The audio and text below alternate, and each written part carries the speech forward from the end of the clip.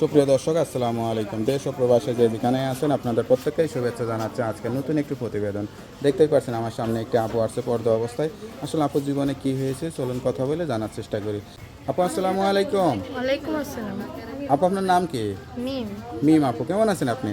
আছি ভাইয়া, ময়ূরে পয়সা আছি, অনেক দুঃখে আছি বলে তো প্রতিবেদনের সামনে আসি। কিসের এত দুঃখ, এই বয়সে এত দুঃখ কষ্ট কেন? এই বয়সে তো দুঃখ ভাই, আম্মুটারে নিয়ে থাকি। আগে আম্মু কাজ করে খাওয়াইতো, এখন কাজ করে খাওয়াইতে পারে না। আব্বুটাও বিয়া করে চলে গেছে ফালাইয়া দিয়া। তার আচ্ছা, জন্য আচ্ছা, অনেক দুঃখ করে প্রতিবেদনের সামনে আসতে পারি। বয়স আগে বয়স কত আপনার? আমার বয়স ভাই 18 বছর চলে। আমি আগে পরে আর কখনো প্রতিবেদনে আসিনি। লেখাপড়া করছিলেন? হ্যাঁ, করছি লেখাপড়া। কোন ক্লাস পর্যন্ত করছেন? এই 4 পর্যন্ত করছি। 4 পর্যন্ত করছিলেন, তো বেশি করতে পারেন। এরকম একটা সুন্দরী মেয়ে এখন কলেজে পড়ার কথা, আর আপনি ক্লাস 4 করে বন্ধ করে দিয়েছেন। ভাই টাকার জন্য পড়তে পারি না। কেউ যদি বিয়ে শাদী টাকা হয়েছিল? দেয়- না ভাই, আমার বিয়ে শাদী হয়নি। আচ্ছা আচ্ছা, তো এখন কি কোনো বিয়ে শাদীর জন্য আসছেন না সহযোগিতার জন্য আসছেন? এখন ভাইয়া আমার জায়গা জমি আছে, আমার আম্মুর অসুস্থতার কারণে আমি হেডি বন্ধক দিয়া আমি কাজ, আম্মু অসুস্থ থাকুনি হেডি বন্ধক দিয়া তারপরে আমি আম্মুর ট্রিটমেন্ট করছি। হেডি বন্ধক আছে। আমার দেশের বাড়ি খুলনা।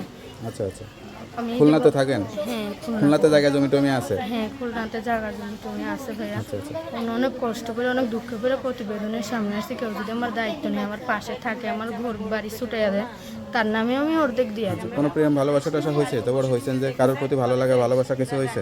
না ভাইয়া, কারণ সংসারে কাজকর্ম সব কিছু পারেন? হ্যাঁ, সংসারের কাজকর্ম সব যে কোনো সংসারে নিজেকে মানিয়ে নিতে পারবেন? কেউ যদি বিয়ে শাদী করতে চায়, কোনো গৃহস্থ করে ছেলে যদি বিয়ে শাদী করতে চায়, চাষবাস করে গরু ছাগল টাগল থাকে, সেরকম সংসারে মানাইতে পারবেন? হ্যাঁ, অবশ্যই পারবো ভাই। আমি তো মনে করেন অনেক ছোটকাল থেকে কষ্ট পেয়ে মানুষ হয়েছি। যদি একটু সুখের মুখ দেখে ভাই এখানে কষ্ট হইলেও থেকে যাবো। আচ্ছা আচ্ছা আচ্ছা, মানে আপনার কোনো পছন্দ নেই, যে আপনার দুঃখ কষ্ট বুঝে পছন্দ করবে আপনি তাকেই বিয়ে করবেন, তাই তো? আচ্ছা আচ্ছা, তো আমার কথা যদি সত্যি হয় অনেকেই কিন্তু যোগাযোগ করবে, চেহারাটা দেখতে চাবে, তো কীভাবে যোগাযোগ করবে? ভাইয়া আমি সবসময় পর্দা অনুযায়ী থাকি, তো ভাই সবসময় পর্দা থাকি। যে আমার ভালোবাসবে, আমার পাশে থাকবে, যে আমার ফোন কিনা দিবে, আমি তারে আমার মুখ দেখাবো। আচ্ছা আচ্ছা, তো নাম্বারটা মুখস্থ আছে? নাম্বারটা তো ভাই মুখস্থ নাই। নাম্বারটা আমার কাছে দেন, আমি দেখে বলে দিই। নাম্বারটা আমি পরে দিয়ে দিব ভাই। পরে দিয়ে দিবেন। খালি বেশ শুনলেন, একটা অসহায় গরিব পরিবারের মেয়ে সত্যিকার একটা জীবন সঙ্গীর জন্য আসছে। কেউ যদি ভালোবেসে দায়িত্ব নিতে চান, তার নাম্বারটা স্ক্রিনে পাবেন, ওই নাম্বারেই যোগাযোগ করবেন। তো আর কিছু বলতে চান? আর কিছু বলতে চাই ভাইয়া, যে ফোন দিবেন ভালো মন নিয়ে ফোন দিয়েন।